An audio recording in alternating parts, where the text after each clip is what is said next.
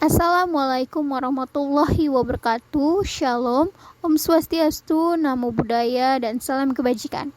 Kami dari kelompok 9 ingin mempresentasikan mengenai Mesir 1 dalam mata kuliah Sejarah Asia Barat Daya. Sebelumnya kami ingin memperkenalkan diri kami, termasuk saya sendiri, Melita Viviani, dengan NPM 2018 155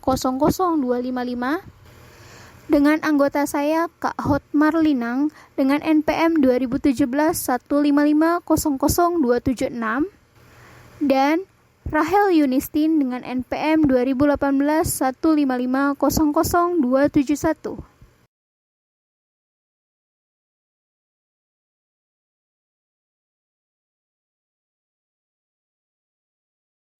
Komplotan Zerka dan kudeta balasan Hussein.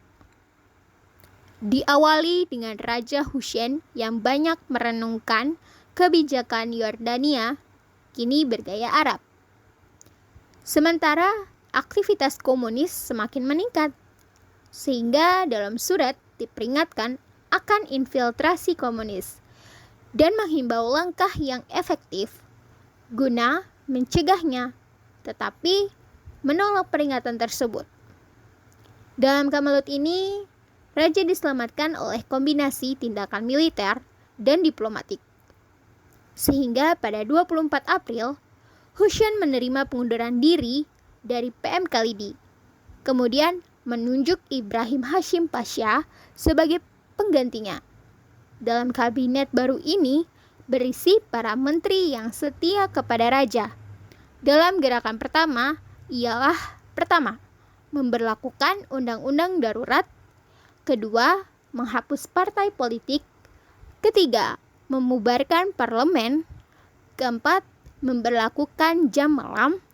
Kelima, menempatkan pasukan keamanan di bawah kontrol tentara.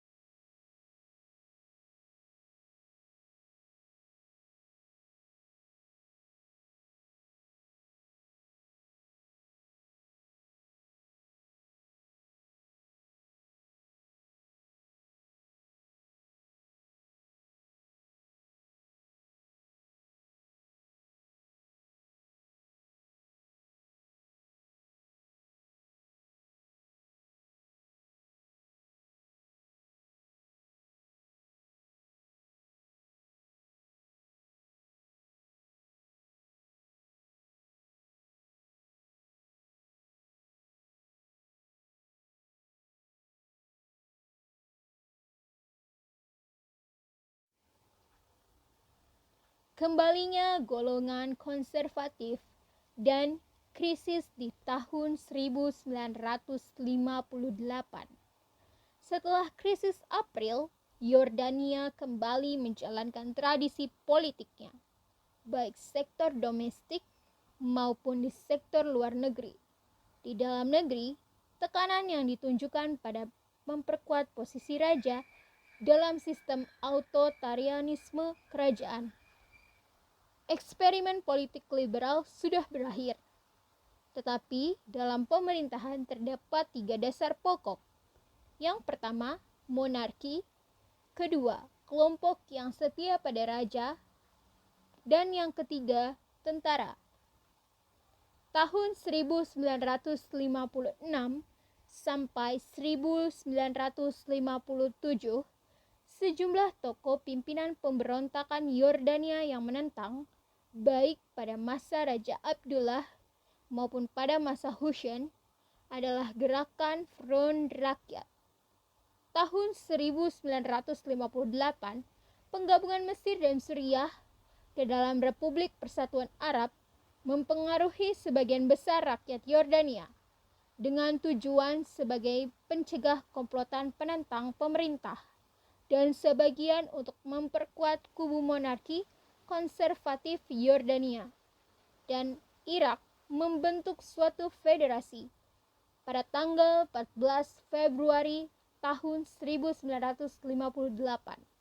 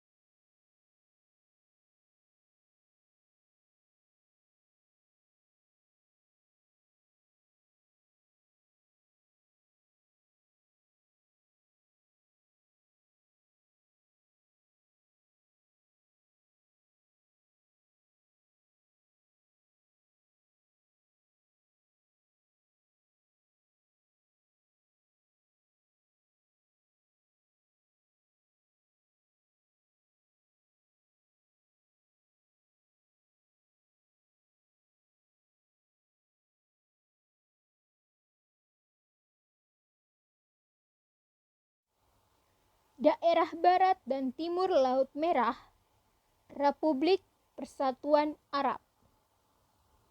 Mesir terletak pada persimpangan jalan antara Afrika dan Asia yang memiliki posisi strategis. Di samping dengan tanah yang subur, strategi Mesir bertambah lagi dengan dibuatnya terusan Suez pada tahun 1869. Meskipun milik swasta, terutama maskapai Prancis, secara strategis berada di bawah kontrol Inggris yang menyadari kepentingan terusan ini bagi kepentingan imperiumnya. Di samping berupa gambar Republik Persatuan Arab beserta isinya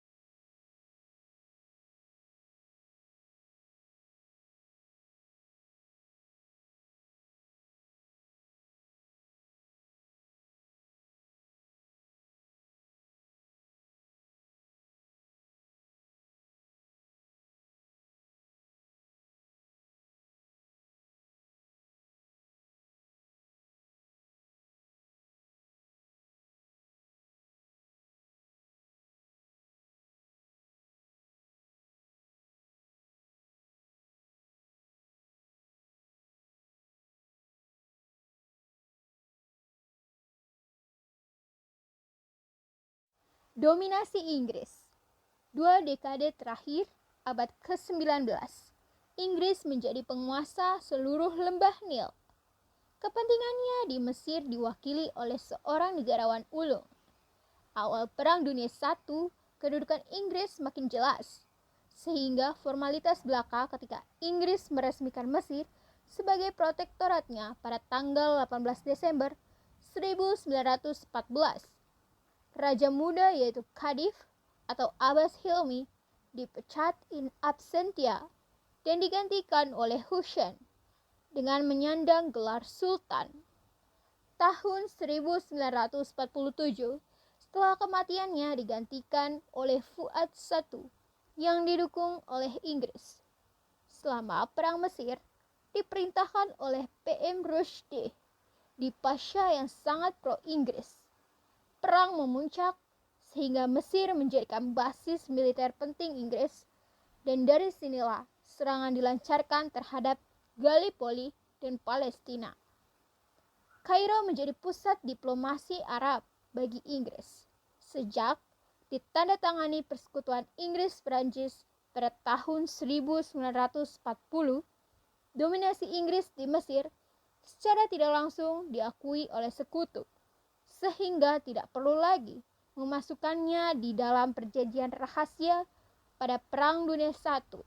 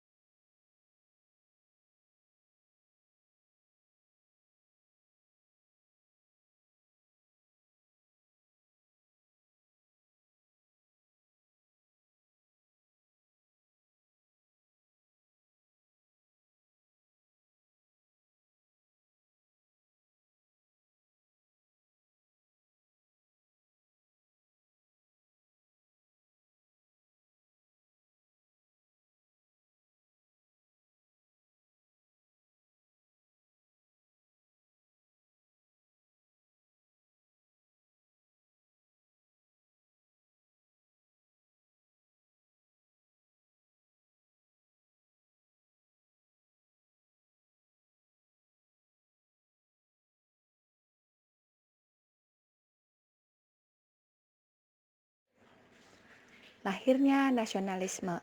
Setelah Perang Dunia I berakhir, Mesir mengalami kebangkitan nasionalisme yang ditunjang oleh beberapa faktor, yaitu yang pertama, kehadiran pasukan Inggris, Australia, dan Selandia Baru yang melukai rasa kebangsaan Mesir. Yang kedua, pembiayaan besar bagi tentara yang menyebabkan inflasi dan manipulasi yang mengakibatkan penderitaan rakyat berpenghasilan tetap. Yang ketiga, digunakannya orang Mesir menjadi tenaga kerja Inggris yang mengurangi persediaan buruh Mesir, terutama di bidang pertanian, dan berakibatkan jatuhnya produksi makanan. Yang keempat, naskah 14 Pasal Wilson serta Deklarasi Inggris-Prancis pada 8 November 1918 yang menjanjikan kemerdekaan bagi negara-negara Arab yang merangsang hasrat yang besar guna meraih kemerdekaan penuh dari pengawasan asing.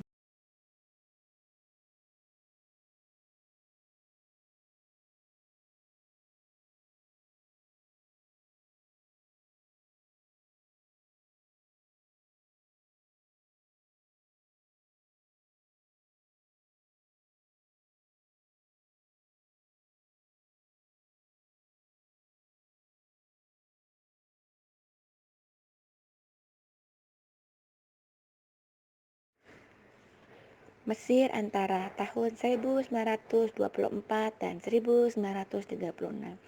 Pembunuhan Stark menutup satu babak hubungan Inggris dan Mesir. Masa berikutnya, pada tahun 1924 sampai 1936, ditandai oleh ciri khusus yang berjalan bersamaan. Yang pertama, perjanjian yang sering diperpanjang dan diputuskan bersama Inggris untuk mencapai suatu persetujuan bilateral yang akan memberikan pengakuan yang lebih luas terhadap cita-cita nasional Mesir. Yang kedua, makin nyatanya pergumulan politik intern antara istana dan Partai Wafd. Berbagai perundingan Inggris dan Mesir atau yang disebut Cumberland Sarwar pada tahun 1927 sampai 1928, Henderson Mahmud 1929, Henderson Nash 1930 tidak mencapai kata sepakat. Pada Mei 1930 perundingan ini ditunda dan baru dimulai kembali tahun 1935.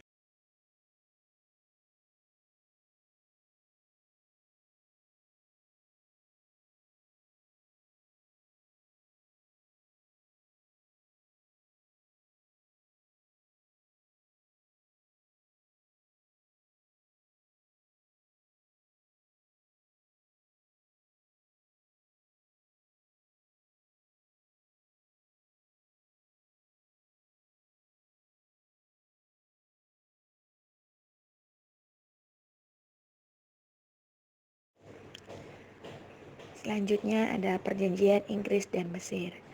Perdamaian di Mesir berakhir dengan perang Italia-Ethiopia. Sebelumnya Sirki mengundurkan diri. Hilangnya kepemimpinan aktif menimbulkan hubungan antara istana dan Partai Wafd bergejolak. Raja Fuad mengembalikan konstitusi dan tercipta Front Nasional. Lalu Raja Fuad wafat dan digantikan oleh Farouk I.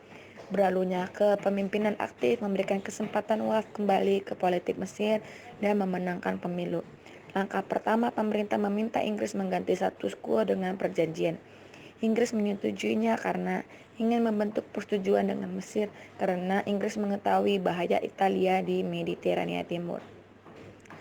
Lalu Mesir mengakui Inggris lebih baik. Selanjutnya pada 26 Agustus 1936 terciptanya perjanjian Inggris-Mesir di London dan isinya berikut. Yang pertama, Mesir dan Inggris membuat aliansi. Inggris berjanji membela Mesir melawan agresi. Yang kedua, Mesir menerima 10.000 pasukan Inggris dan 400 pilot di zona terusan. Yang ketiga, personel Inggris dalam angkatan darat dan kepolisian di Mesir ditarik, dan perwira Mesir hanya dilatih di Inggris. Keempat, diizinkan imigrasi Mesir ke Sudan tanpa pembatasan. Yang kelima, Inggris mendukung Mesir menghapus kapitulasi. Yang keenam, Inggris mendukung Mesir jadi anggota LBB. Yang ketujuh, komisaris Inggris diganti oleh duta besar yang menerima hak diplomasi tetap. Yang ke-8, lama perjanjian tidak ditentukan tetapi 20 tahun kemudian dapat direvisi.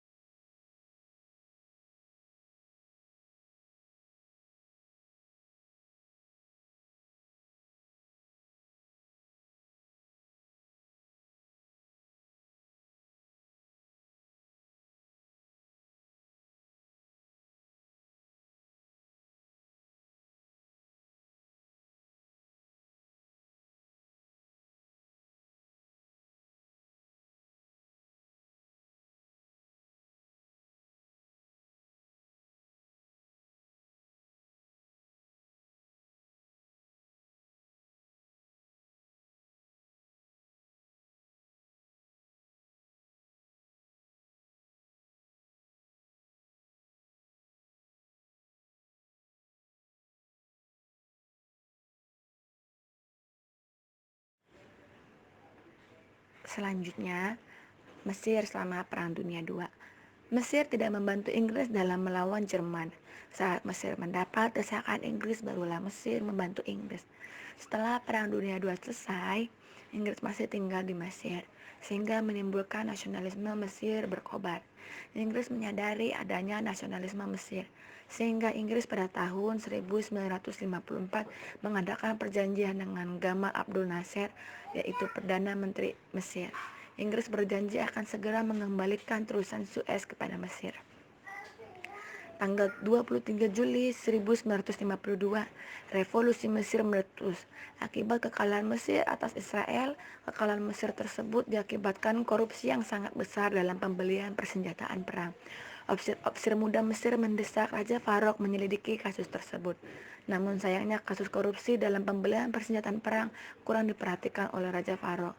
Pada tanggal 23 Juli 1952, terjadilah kudeta yang dipimpin Jenderal Muhammad Najib, sehingga Raja Farouk berhasil digulingkan dari taktanya. Muhammad Najib memegang pemerintahan Mesir sebagai diktator militer selama 3 tahun. Kediktatoran Muhammad Najib dibuktikan dengan pembubaran semua partai. Pada 18 Juni 1953, Mesir menjadi republik dan Abdul Nasser sebagai presiden pertama dan Gamal Abdul Nasser menjadi perdana menterinya. Dalam perkembangan selanjutnya terjadi pertikaian antara Muhammad Najib dan Gamal Abdul dikarenakan Muhammad Najib ingin pemerintahan parlemen kembali, namun Gamal Abdul tetap ingin menjadi pemerintahan revolusioner.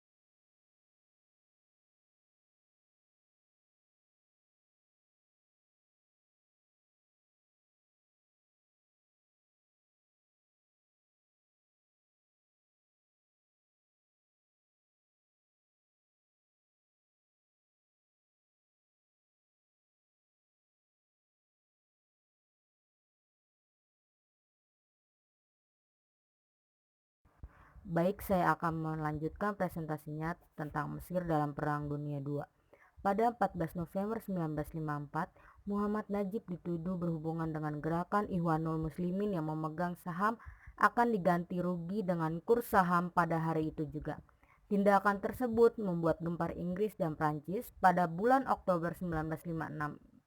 Inggris, Prancis, dan Palestina menyerang Mesir, tetapi PBB segera bertindak dan mengecam ketiga negara tersebut sebagai agresor berusaha membunuh Gamal Abdul Nasir, sehingga Muhammad diberhentikan dan Gamal Abdul Nasir menjadi presiden pada tahun 1954.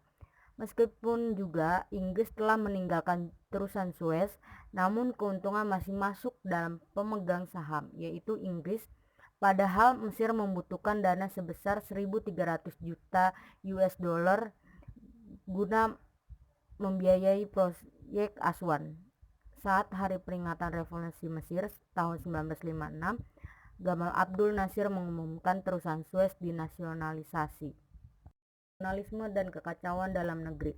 Raja Farouk menghimbau persatuan nasional dan meminta vote untuk memerintah netral. Tindakan ini untuk mencegah boikot vote pada pemilu.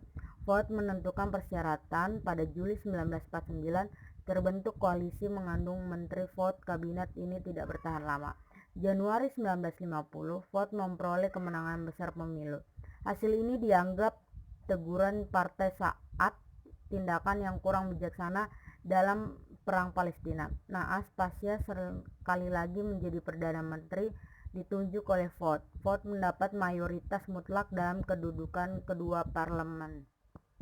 Masalah revisi perjanjian. Mesir disakiti oleh Inggris menangani politik dalam Sudan. Ada dua partai politik Sudan, Partai Umma dan Asiga. Partai Umma menuntut kemerdekaan terpisah dari Mesir, melakukan propaganda anti-Mesir, mengunjungi London untuk kepentingan partai. Partai Asiga menginginkan monarki ganda, memberikan otonomi penuh kepada Sudan di bawah Mesir. Inti nota status quo akan tetap. Sudan akan membentuk sendiri bentuk pemerintahannya. Baik, selanjutnya tentang terbuka Mesir terhadap Inggris. Tekanan yang dilipat gandakan yaitu memanfaatkan minat Amerika terhadap Timur Tengah dengan maksud menggantikan Inggris. Yang kedua, armada Amerika Serikat mengadakan kunjungan kehormatan ke Alexandria. Kampanye anti-Inggris diperkuat oleh krisis Iran.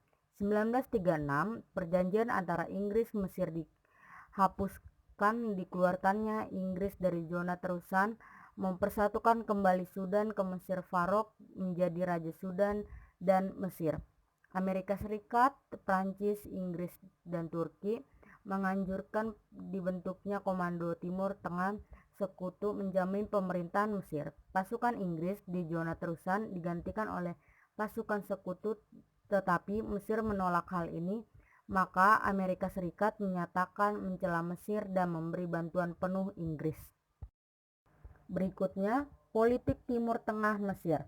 Pada 1951, Mesir menyelesaikan Fakta Pertahanan Timur yang mencakup Turki dan negara-negara Arab.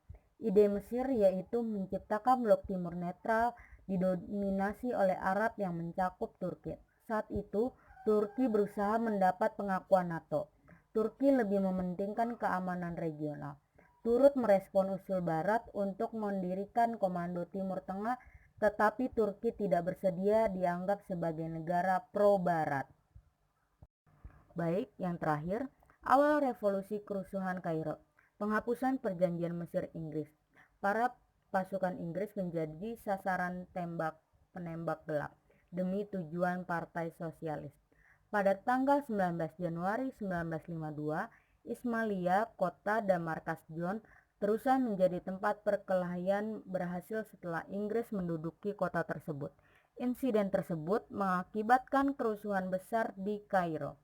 Pada tanggal 26 Januari, massa yang dipanasi Partai Komunis menyerang dan membakar gedung yang kebanyakan dimiliki orang asing dan sebagai perusahaan dan lembaga Mesir. Hari itu merupakan hari hitam sejarah Kairo bagi Inggris dan juga Mesir. Sekian presentasi dari kelompok kami. Mohon maaf apabila ada kata-kata yang salah. Wassalamualaikum warahmatullahi wabarakatuh. Terima kasih teman-teman dan selamat siang.